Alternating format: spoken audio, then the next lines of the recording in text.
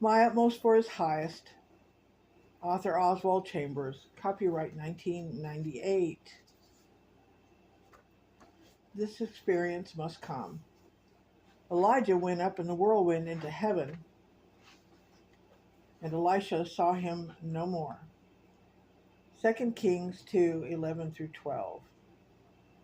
It is not wrong for you to depend on your Elijah, for as long as God gives him to you.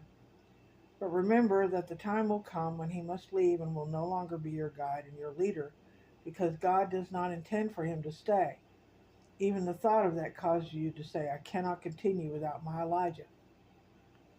Yet God says you must continue. Alone in your Jordan.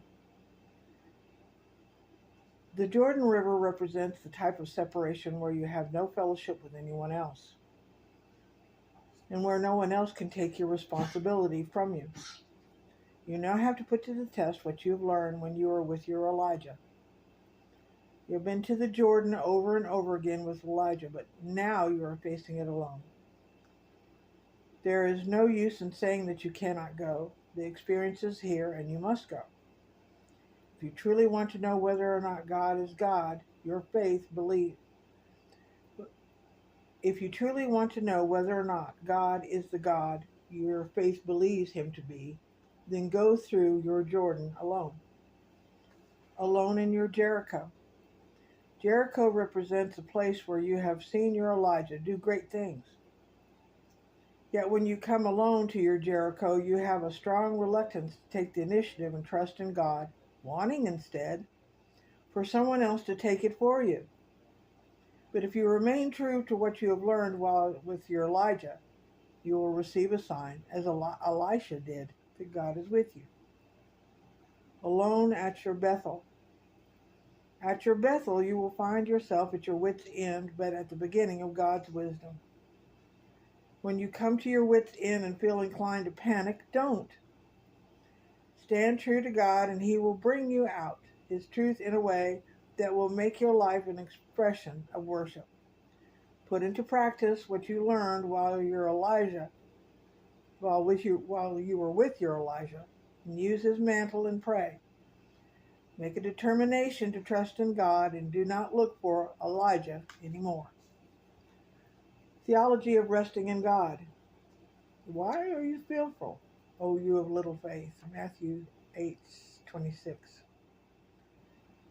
When we are afraid, the least we can do is pray to God. But our Lord has a right to expect that those his name has an underlying confidence in him.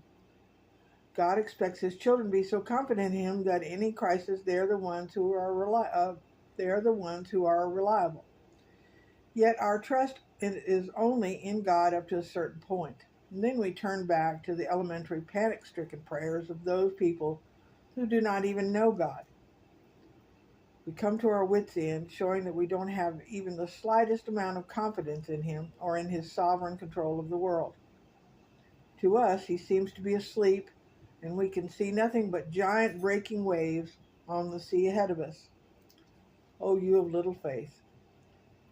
What a stinging pain must have shot through the disciples as they surely thought to themselves, we have missed the mark again. And what a sharp pain will go through us when we suddenly realize that we could not produce complete and utter joy in the heart of Jesus by remaining absolutely confident in him in spite of what we are facing. There are times when there are no storm or crisis in our lives, and we do all that is humanly possible. But it is when a crisis arrives that we instantly reveal upon whom we rely.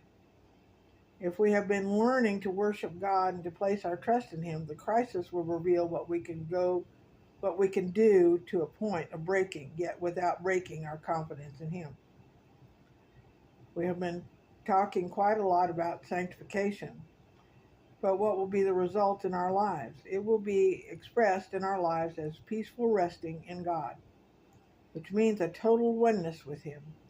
And this oneness will make us not only blameless in his sight, but also a profound joy to him.